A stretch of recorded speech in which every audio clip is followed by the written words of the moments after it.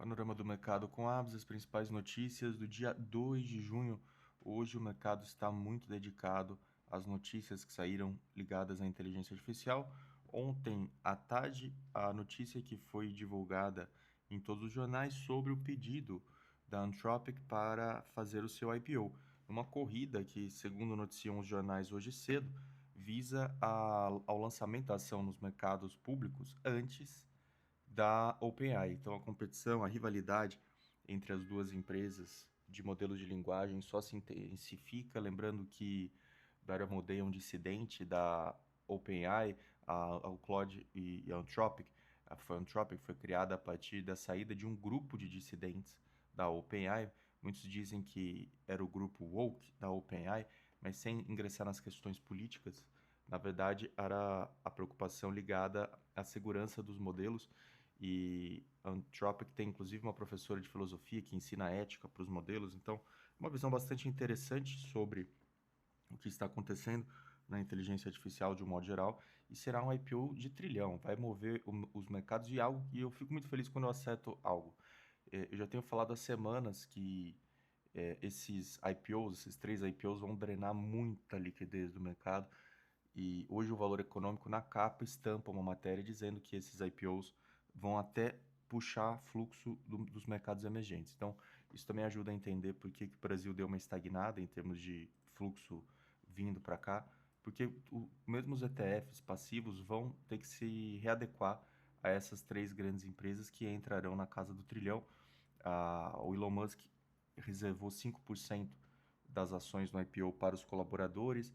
Ele estava com uma pretensão até de passar de 2 trilhões de valuation, mas aí os bancos que assessoram já falaram que o teto vai ser 1,75. Hoje já saiu que poderia ser 1,25 trilhão de dólares, o market cap de início do IPO. Então, só para que quem me ouve aqui tenha noção do que isso vai drenar de liquidez. E é importante sempre acompanhar esses movimentos também, porque, como diz o Mark Rowan, que é o CEO da Apollo, ele diz que hoje em dia os mercados não necessariamente se movem por valuation, mas às vezes por fluxo. E quando ele diz fluxo, é muito ligado à liquidez e o que está acontecendo. Então, é importante também acompanhar, não que as decisões sejam tomadas por fluxo, não me interprete mal, mas é uma dinâmica importante de se entender quando nós temos uma indústria de fundos passivos gigantesca em torno de índices, principalmente S&P, Nasdaq, com muitos fundos passivos. Esse, portanto, o principal evento do dia, certamente o principal evento do dia que move os mercados, e interessante ver como é que a OpenAI vai reagir. A OpenAI realmente ficou em segundo lugar, hein? Perdeu totalmente a sua liderança para a Anthropic, e o Claude cada vez melhor, cada vez mais inovador, cada vez mais ferramentas à disposição dos seus usuários, e realmente é bastante impressionante o que tem acontecido com a empresa do Dario Amodei, que também participou até da encíclica do Papa Leão. Vamos agora então falar das outras notícias. Hoje um noticiário muito quente. Falar agora da notícia da NVIDIA. Eu até comentei ontem já no podcast do RTX Spark, o novo chip, o novo GPU da NVIDIA para laptops e desktops voltado a tarefas de inteligência artificial para a pessoa física. E houve uma disparada de várias ações, empresas ligadas à confecção de computadores, HP, Lenovo, a própria Microsoft se beneficiou na abertura do pregão, depois começou a ter um movimento tímido do preço, fechou com uma alta muito leve, insignificante, mas a Nvidia vai fazer a parceria com todo o ecossistema, a Dell também, o ecossistema que faz PCs e laptops, e o que mostra um ataque até a Apple que tem a vanguarda do MacBook Air, do MacBook Pro, sentindo agora o impacto da Nvidia entrando nesse mercado.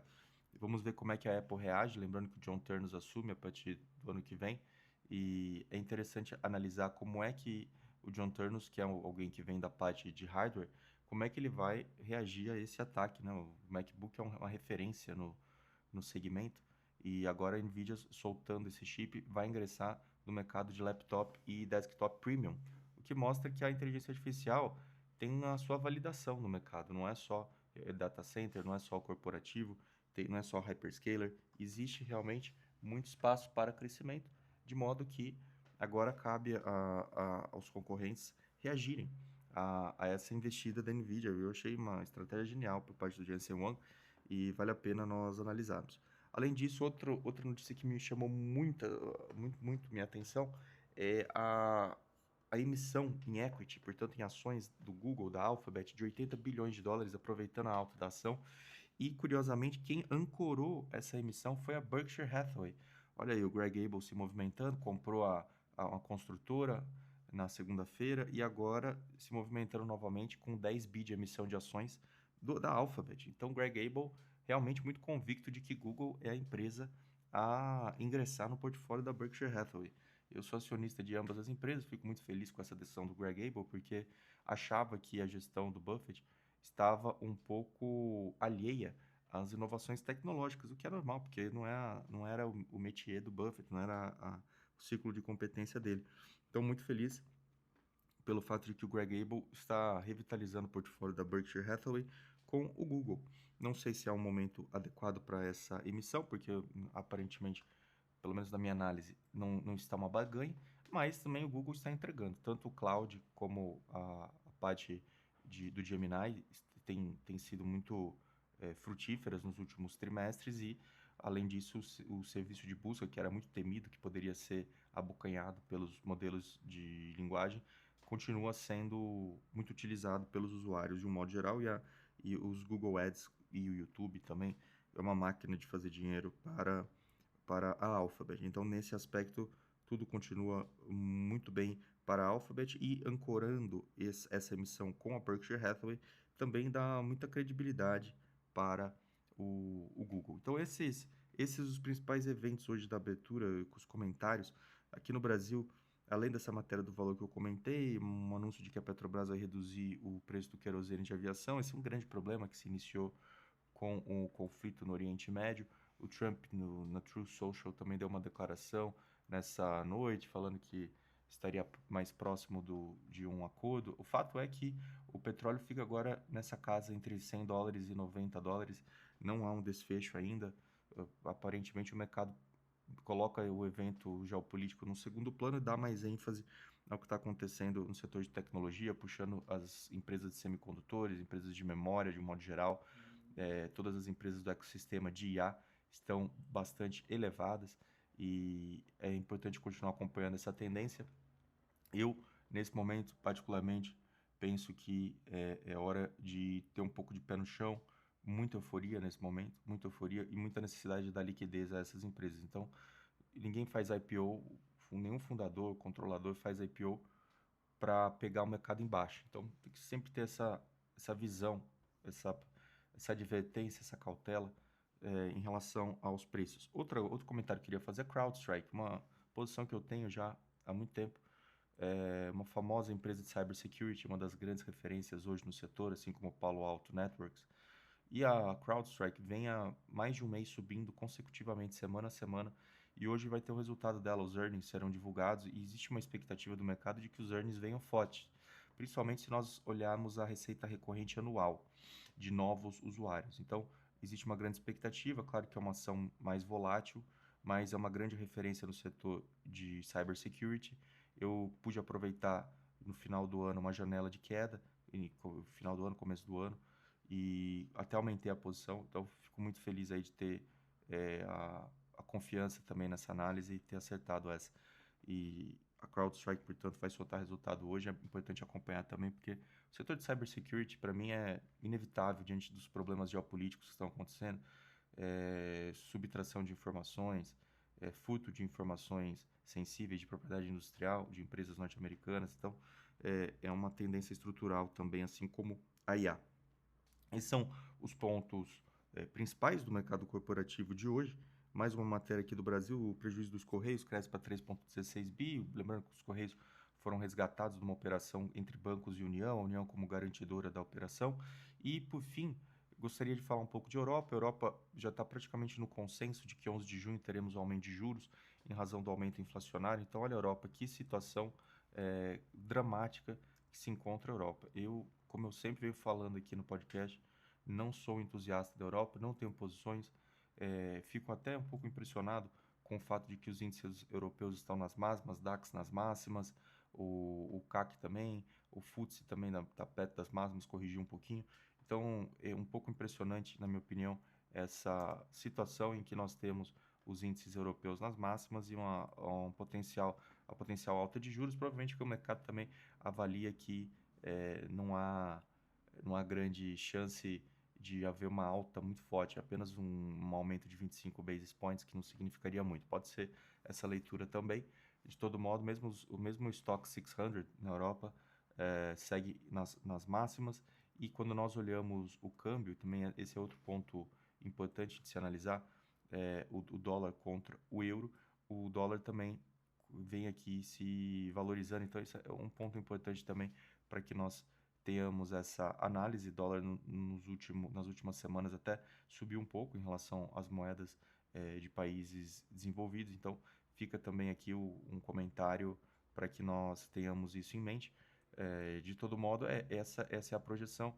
O Banco Central Europeu sobe os juros, e isso já acende um alerta para o Fed, na minha opinião, porque esses três bancos, e eu coloco o BOJ também, eles atuam em coordenação. E, na minha opinião, com esse aumento do Banco Central Europeu, os norte-americanos ficam estáveis nessa taxa de hoje, em 3,5, 3,75 da FFA, sem novos aumentos. Então, esses são os pontos principais. Também notícia que o Michael Saylor, da Strategy, vendeu um pouco da sua posição de Bitcoin, mas pelo que eu li na matéria, a venda do Michael Saylor foi uma venda pequena, apenas para pagar algumas ações preferenciais que faziam jus a receber dividendos, mas não foi nada muito relevante pelo que eu li aqui na matéria, então preciso ainda me enfronhar mais no assunto. Não é um tema que eu fique tão focado assim, porque eu não tenho grandes posições em cripto, tenho uma pequena posição, mas não é tão expressiva assim para o meu portfólio. Eu estou olhando mais para aquilo que pesa mais na minha carteira. De todo modo, vale a pena olhar quem tiver Treasury Company com a Strategy, é sempre um grande risco.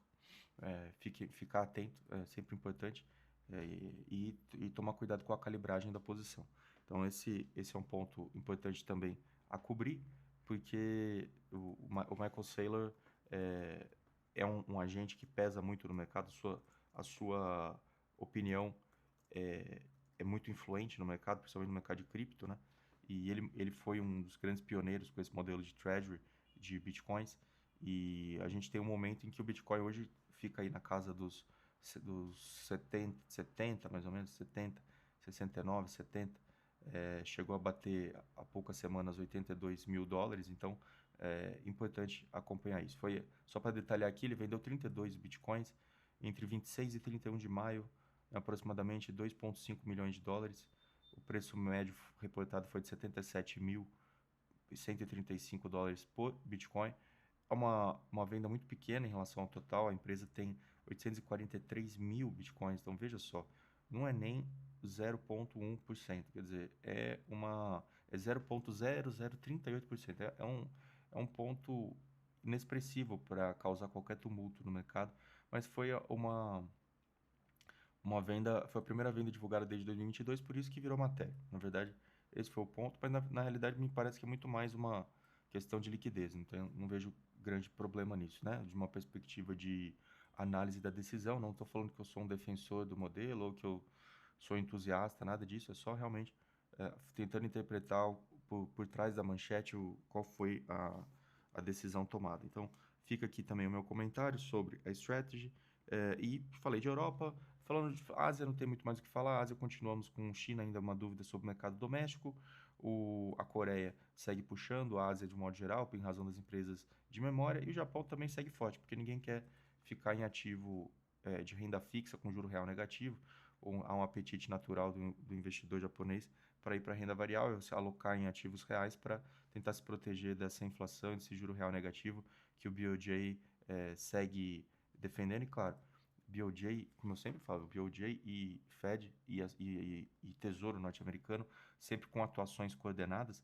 O iene se desvalorizou muito nas últimas semanas e meses, então, se nós pegarmos, ele vem se desvalorizando desde abril de 25, e já é uma desvalorização sensível perante o dólar, já se desvalorizou praticamente 12%. Então, o BOJ, se ele persistir com essa política de juro real negativo, repressão de juros, naturalmente sua moeda vai se esfacelar diante do dólar. Me parece que há um interesse dos americanos nisso, mas não sei até que ponto os americanos gostariam de ter sua moeda tão fortalecida perante o iene. Lembrando que existe um plano do governo atual, do governo Trump, na minha visão, de enfraquecimento do dólar perante as moedas para melhorar as receitas de empresas multinacionais, empresas exportadoras. De todo modo, também me parece um pouco preocupante, pelo que eu vi da fala do Scott Bessent, que haja uma depreciação muito vigorosa do iene japonês, porque os japoneses poderiam competir com os americanos em vários mercados. Então, fica também aqui esse comentário sobre o câmbio,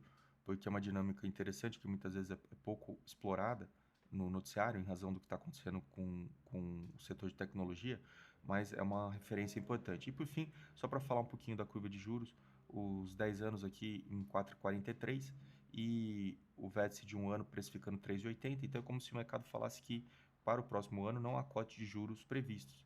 E para 2 anos, os 2 anos já em 4%, é como se o mercado dissesse que, olha, existe até no radar aí, possivelmente ano que vem, um aumento de juros de 25 basis points, similarmente ao que fez o Banco Central Europeu. Então, tudo isso para analisar, muito cuidado com juros, muito cuidado com aquelas projeções otimistas no Brasil de que teríamos vários cortes de juros.